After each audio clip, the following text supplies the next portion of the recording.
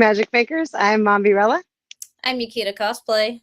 And I'm CJ Peterson. Welcome to Magic Making Mischief. Get your wands to the ready, because we solemnly swear we're up to no good. And speaking of up to no good, we have with us the fantasy author, Elizabeth Agnes, who we'll get to in just a moment. This weekend was Brazoria Comic-Con. We had tons of fun. We had Super Puppy with us, little Tegan, who took out Ghostface. If you guys saw the pictures, it was stinking adorable. But we have coming up, not this weekend, but I do believe it is next weekend, we have Pop Culture coming up. We will be having a Monster High meetup. We will have Julia, and then Mombirella will be Dracula. And then Yukita will be Claudine. We have lots of fun coming up with that one. And then on Sunday morning, Mombi and I will be in our Harry Potter. And I believe that Ms. Julie will be joining us with a little special twist of her own. So make sure to join us those 2 days at Pop Culture Con. And then a couple weeks later, Mombi will be at Retropalooza. I will be guesting there. So I have a busy month this month. And Yukita, do you have anything else coming up this month, or are you? Besides pop in at Pop Culture, I do not. Okay, cool. So I do believe that our maker of wands is with us. So we need our indubitably. Also, Super Hubby says hello, and Jeremy Vander. There you go, maker of beautiful wands since 2024. You can see CJ has 1.2 or 1.5 because it got revamped. Mombi here is with our first generation version, and then I am 2.0. There you go. We're spoiled. Okay, so speaking of spoiled, we have Ms. Elizabeth Agnes, who is going to be spoiling us regarding her book called King's Court. Welcome. Hi. So, Ms. Elizabeth, please tell us about your book that was out just this last year, correct? Yes, this past November. Mm-hmm. It's like an interconnected short story collection of like a medieval fiction. It's about these 4 kids that have to go through this coming of age ceremony. They'll make them like that the king will give them careers, and the one goes and shows if she wants to do it. It's all about choices. There's a dragon in it, sword fights, a little romance. It's kind of like a mystery. thing. Sounds like a cute book. So my editor told me it has like some Narnia vibes to it. So if you like Narnia, we love Narnia. Yeah, I was gonna say it's definitely got some of that to it. What inspired you to pick the time period that you picked, the historical time period for it?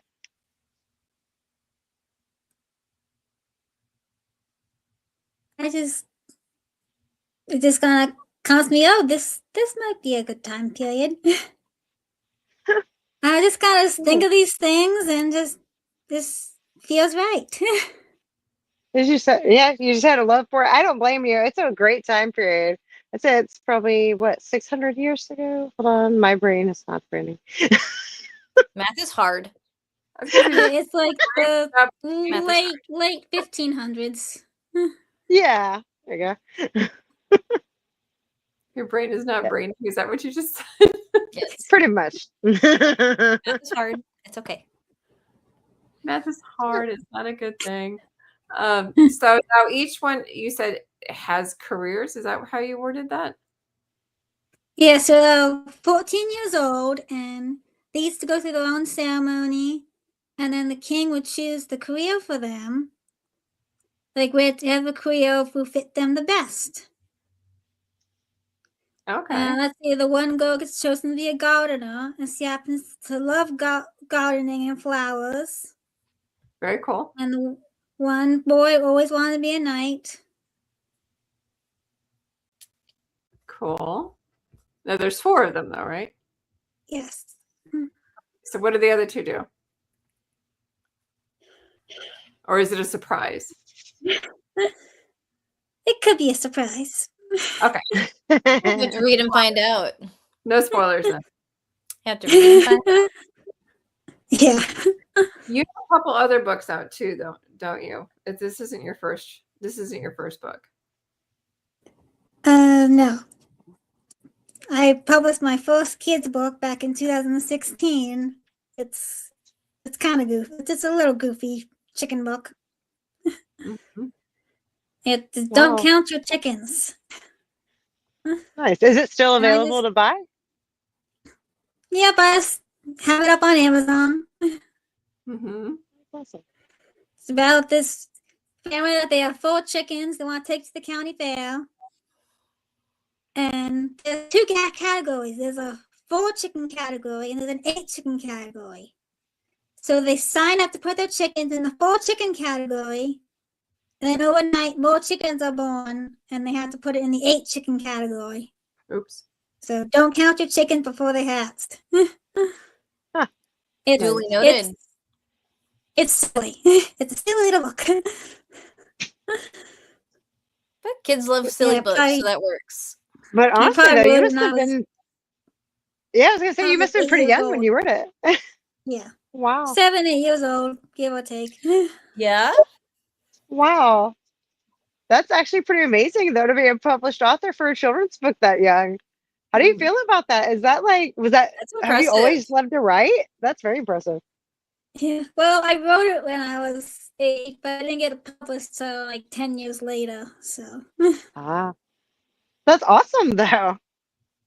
That is. But you have a couple more too, though, because you have like 4 out total, right? yeah. Well, the ones in a collection with a bunch of other authors. Uh-huh.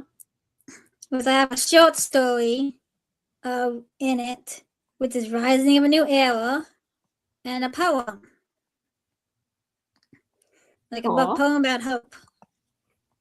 Love. Okay. The short story is, I don't even know how I came up with it. I was playing with pieces of recycling and tools, screwdrivers, Allen wrenches, and I made a story out of it.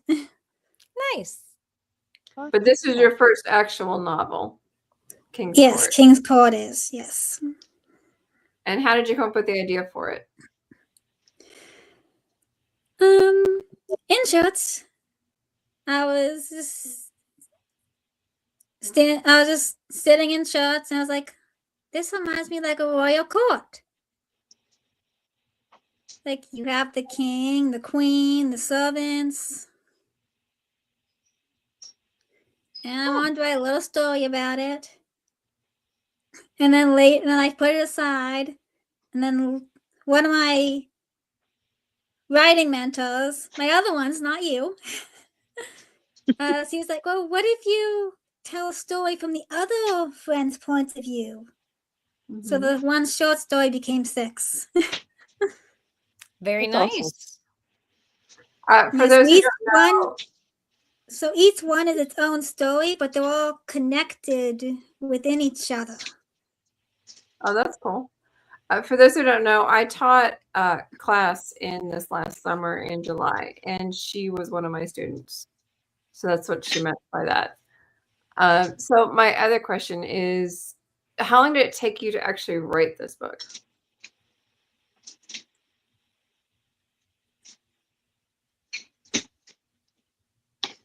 Off. Well, I first got the idea in 2017. Oh, I probably wrote in like the short story in a few days. The expansion maybe took a little longer. Mm-hmm. So I don't know, it didn't take long to write it. But Maybe you about a month on average to write the first draft. Mm-hmm. And then you currently have one that you just finished, correct? Yeah. That's it's a kelp. It's a story about this girl that tames a kelpie. It's like this water horse. Kelpie love. Cool. Tell us more Is that about one? Yeah, I'll say, is that one out yet, or is that one we were working on getting finished? No, still? that's just like a first draft I just finished. It's a very Awesome. rough draft. Can you tell us more about And that one?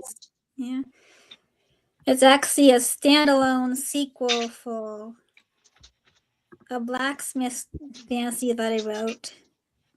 Like it takes place in the same world, but it's like a year later with a new main character. Cool. Yeah. What Awesome. I'm going to do is I'm going to grab the actual link for King's Court, and I'm going to put it in the comments for those who are interested in getting it. Nice. And it's you can get it in hardback, paperback, or ebook. Mm. Now, Ooh, what's I do have the average reading range that you wrote that for?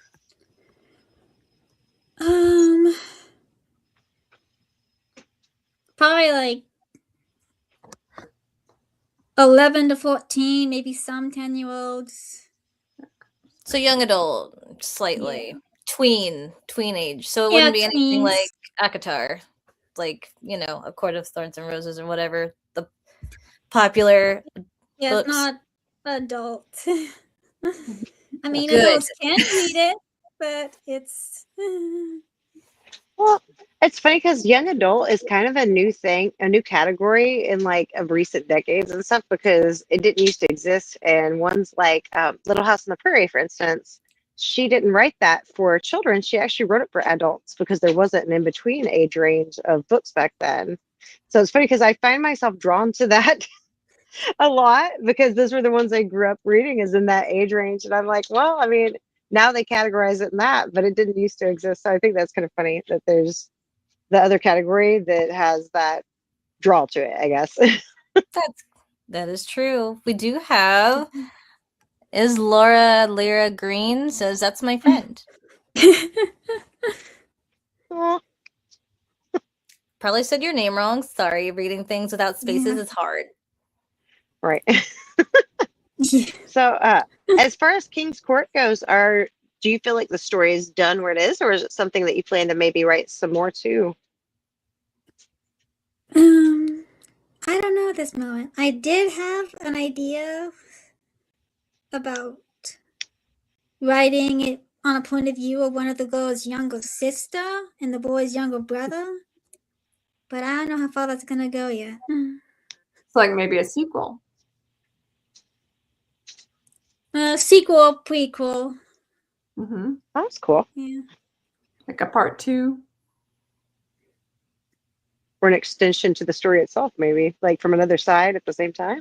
Like a next generation coming up sort of deal. Idea comes. Mm-hmm. I haven't That's had cool. much of a good story for that. That's a neat idea, though. Mm-hmm. It is. It's cute. Yeah. Well, you already got the world set up, so that's the beauty of like a sequel. The world's already set up, so you don't have to rebuild the world again. Yeah. But you can just keep going forward. Yeah, I have a lot of ideas. Put them to pen and paper. Make them happen. So being as young as you are, and now that you've got like a nice full novel there, how does it kind of feel to have an actual novel published?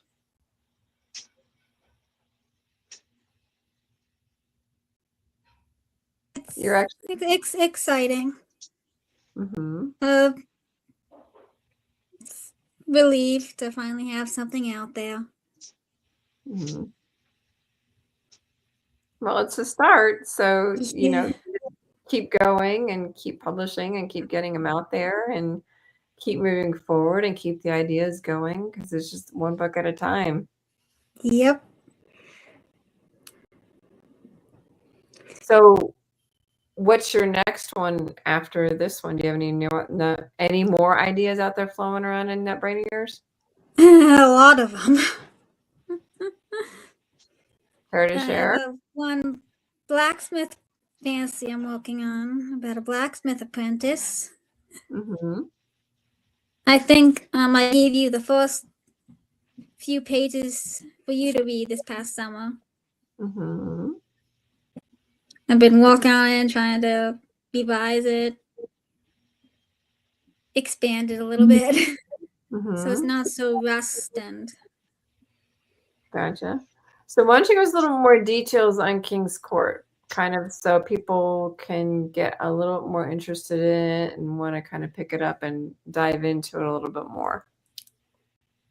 You've kind of given us the top part of it, kind of get a little more juicy into it. Yeah, like a little synopsis, if you will.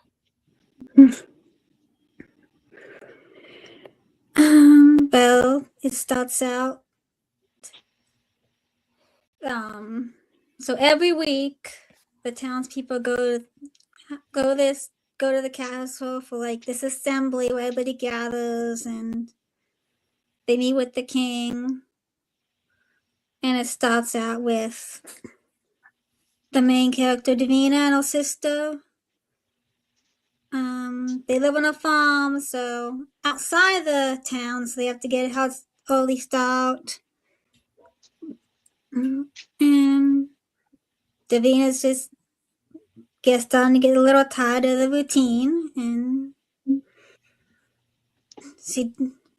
her coming of age ceremony is coming up when the king chooses her career, and she's a little nervous about it.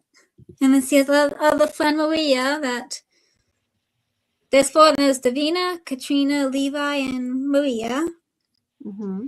And Maria's the one that first starts the question, why do we have to do this? Why can't we choose our own careers? And why do we have to go through with the coming of age ceremony? And the other three friends are like, what are you talking about? Why are you talking like this? It's gonna be treason. And they start to have a little fight. Mm-hmm. Katrina is the one that's like sees fools. He's like, oh, the king knows what he's doing. You just have to trust him. Maria's dead set against it. And Davina and Levi, they're on the fence about what they want to do. They're like, should we agree with Katrina and go with the king? Should we go with Maria and leave the country and be traitors of?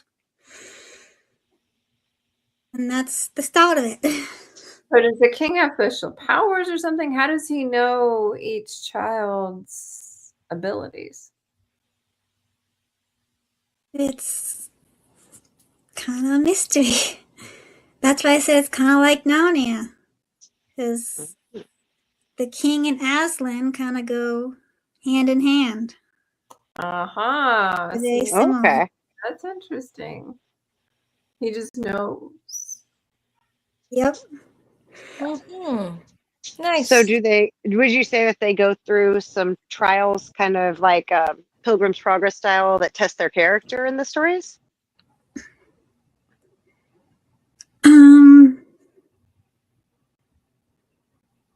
Not really that extreme like Pilgrim's Progress. It's kind of like more interior thoughts, and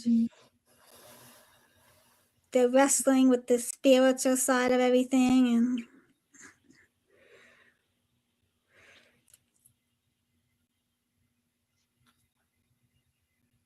yeah. So there is internal struggles here and there. Yeah. Okay. Gotcha. So do you have any advice for somebody, since you've kind of been through the whole process of writing and publishing, do you have any advice for somebody who wants to get started in that process? They have an idea for a book. So what advice would you give them in writing as well as publishing? Besides, don't do it. We do get that a lot. You still can. Well, it's always good to read. So so you can understand what makes a good story, and just don't give up. Just keep writing. Just gotta have the self-control. Just stop scrolling through videos or whatever on social media, and just write. But specifically fantasy, what advice would you give them? Because fantasy is a whole different ballgame compared to some of the other genres.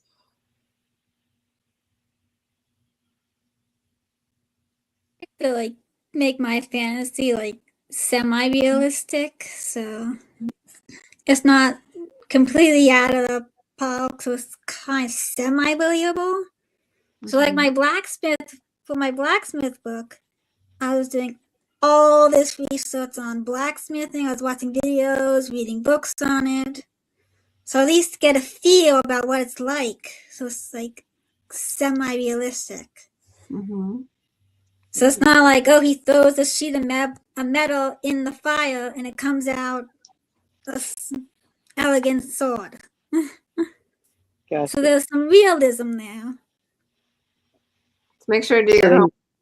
Yeah, I was gonna say do your research. Yeah. Yes. Nice. There's a lot of homework there involved, and especially when you're doing historical fiction. Yes. Well, honestly, you're not wrong. Like getting off your screen and creating instead of just kind of losing track of scrolling. time.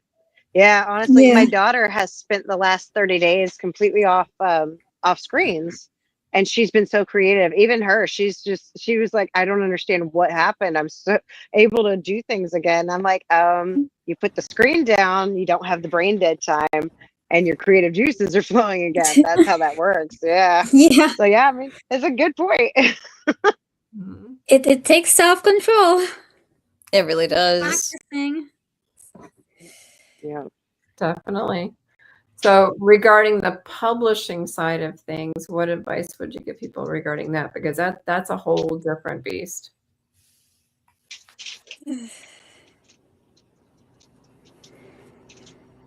Don't give up, no matter how annoying it can be.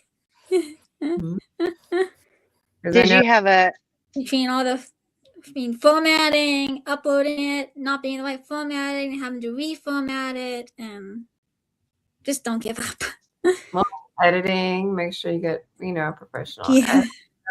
That's what I was gonna say. Did you have an editor who went over your stuff, and was there a lot of editing that came into it? Yeah. That seems like that feels like that would be the tough part to like be like, here's my baby. No, don't do that to it. You want them to though, because if you I've gotten better. don't, reviewers will, so you want them to. Yeah. I've gotten better at that. And that's one thing I told the class is that you unfortunately you don't want them to, but you want them to hack at it. Yeah, it's kind of like a catch-22. It's like you want them to slice and dice it, but you don't. Right. Yeah. Well, it's gonna come back better, but like also it's like there's got to be a lot of heart in there that you're just like, well, do I? Okay. Still, as the author, you do have creative license to accept it or not. Yeah. That's what I tell them. Is you do have the option of accepting or not because it is your baby. So there's a certain level of yes regarding grammar. You do have a little bit of creative license of taking it or not taking it. Yeah. Grammar is a good question. Go ahead. Super Hubby says, who were your mentors? Did you more than CJ? I'm guessing. So how many and favorite did you have? And favorite authors? Yes. There you go. I have a long-time mentor that her daughter's actually homeschooled with me and my siblings, and she was a huge writing mentor for me. And yeah. Did you want to name her? So she credit or Kathy Mayfield. if you're watching this, it's all you. Aw, You was so a sweet. big one. There you go. So we'll send her some love, Kathy Mayfield. Yeah. Oh, they get the. Ooh, here's Oh, another it's good not working. question. Where do you get your ideas? What are your favorite books? How did you realize you wanted to write? That's a lot. Okay. Oh, that's a lot. Okay. I We don't kind of even asked about know. some of the idea stuff, but let's.